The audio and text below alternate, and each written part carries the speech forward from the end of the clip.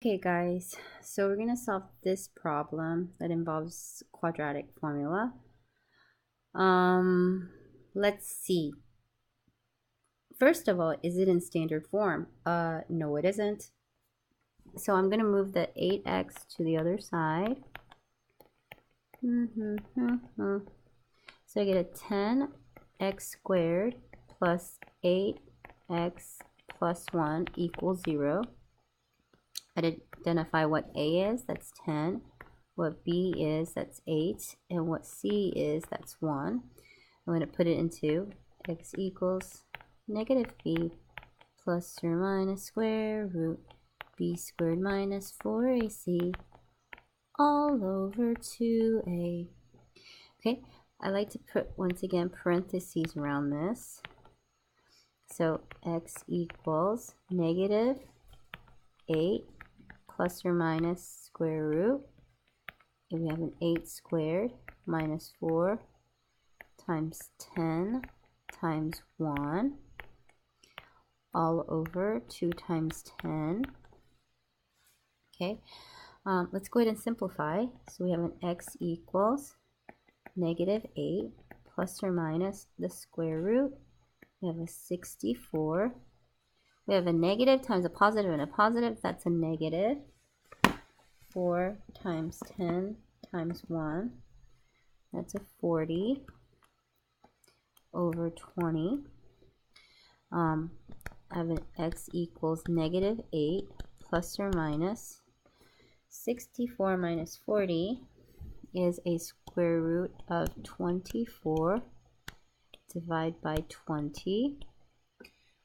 Okay, so we have x equals, now we have to try to take something out of the radical. I'm going to do the factor tree, and so that's a 12 divided by 2, and that's a 6, and a 2, and a 3. So I always like to check by multiplying 2 times 2 times 2 times 3, and that gives you a 24. Okay, so I got it right. And I can go ahead and put that back into the radical. I'm going to go ahead and do that just to show you guys that are confused about taking things out of the radical. This is 2 times 2 times 2 times 3 divided by 20.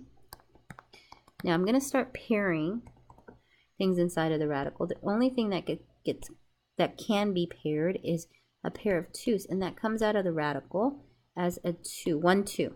Okay, negative 8 plus or minus 2 to the square root of 6 over 20.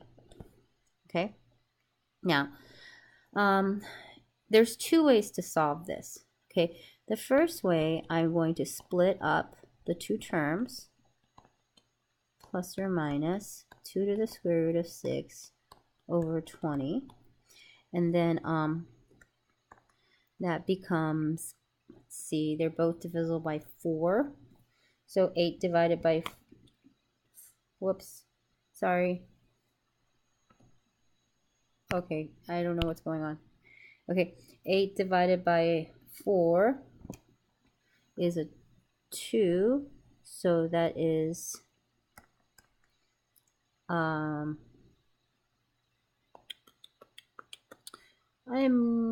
really tired. Okay, so that's a negative 2. And then 20 divided by 4, that's a 5. And right here, this is where kids get confused. So between that 2 and that radical, there's a multiplication. There's a multiplication between there.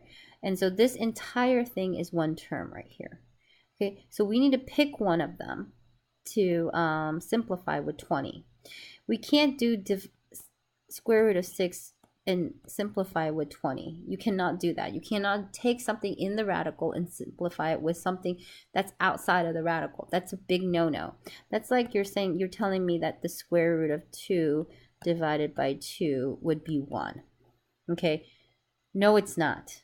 The square root of 2 over 2 is the square root of 2 over 2. You cannot simplify that. Okay, over here we do have a number outside of the radical that we can simplify with the 20. They're both divisible by 2, so it becomes square root of 6 over that's 10. Okay, and this could be our final answer. Or, let's look at the original problem again. Let's look at this problem again. Okay, so over here we have in the numerator 1 and 2 terms. Let me go ahead and rewrite that. Okay, we have negative 8 plus or minus 2 to the square root of 6 over 20. Okay, negative 8 is one term. Plus or minus 2 to the square root of 6 is 2 terms. We have 2 terms up there. Okay, we can simplify, and we have 1 term down here. Okay, all of those terms we can simplify by a greatest common factor, which is 2. So negative 8 divided by 2 is a negative 4.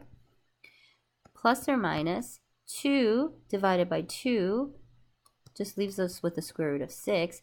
20 divided by 2 is a 10. This is the other answer. And guys, this answer, if you put it into the calculator, and this answer are going to be exactly the same. I promise. Okay? If you're having trouble simplifying these, then you need to come into tutorials or do more of these problems. Okay? Good job.